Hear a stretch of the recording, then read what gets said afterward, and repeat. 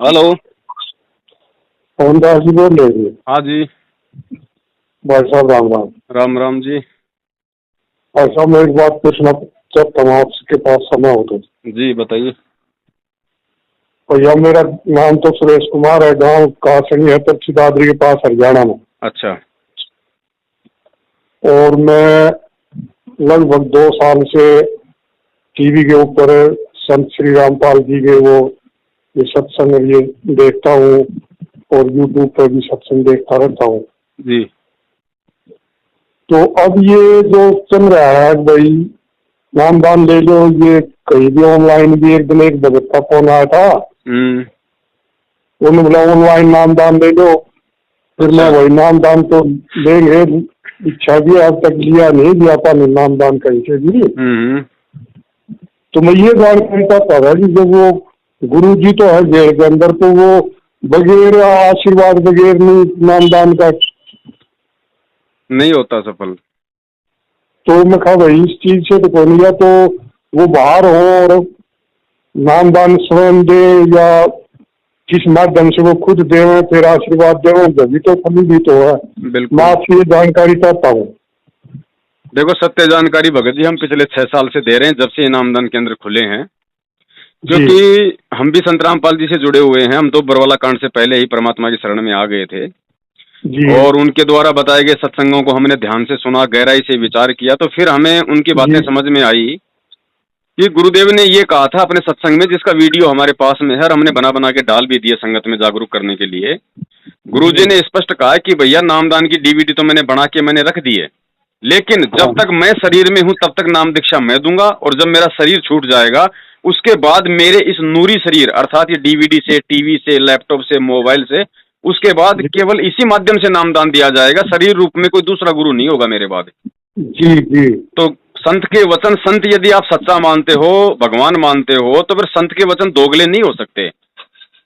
इसके विपरीत जी मुझे संत रामपाल जी महाराज जी का कोई भी व्यक्ति वो सत्संग दिखा दे जिसमें उन्होंने ये कहा हो कि सतलोक आश्रम बरवाला में जो डीवीडी से नाम दीक्षा दी जा रही है वो सही है। उन्होंने कभी नहीं तो कहा। अच्छा जी, एक बात बताओ जी। जी तो अब मतलब वो बाहर आए नहीं, जब भी नामदान लेने में फायदा ही देखो नामदान भगत ले। जी, इसमें भगत जी दो बातें हैं। भक्ति है विश्वास की, अगर विश्वास नहीं है तो चाहे उनसे नाम ले लो चाहे डीवीडी से नाम ले लो, कोई काम नहीं करेगा।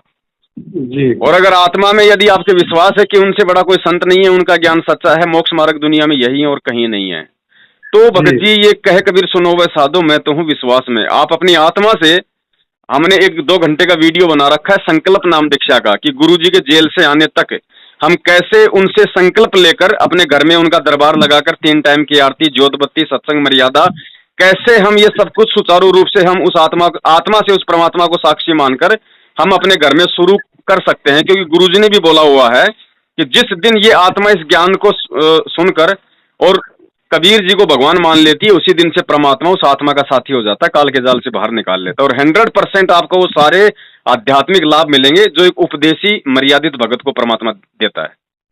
जी। वो कहाँ से मिले जी? मैंने ही मान लो मैं वो लेना चाहूँ वो आप अपने घर पे ही ले सकते हो भगत जी, उसके लिए कहीं आपको भटकने की या जाने की जरूरत नहीं है आपको। 1 सेकंड भगत जी थोड़ा सा होल्ड रखना। भैया वेज बिरयानी है, दही बड़ा है, छोटी 40 की, बड़ी 60 की। हाँ ये लगो छोटी वाली। भगत जी उसके लिए आपको कहीं भी दौड़ने भटकने की जरूरत नहीं है। परमात्मा आपके हृदय में है, आपकी आत्मा में उसका वास है। आप जी को केवल संकल्प करना है ज्ञान समझ के।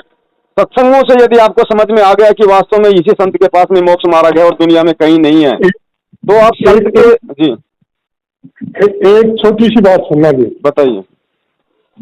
एक दिन दोपहर के समय में सो रहा था, काम धंधा और आदमी काम कुम करके, जी तो वो शाम के समय चलते हैं, वो देखते हैं, फिर ये यूट्यूब पर भी देख लेता हूँ सत्संग।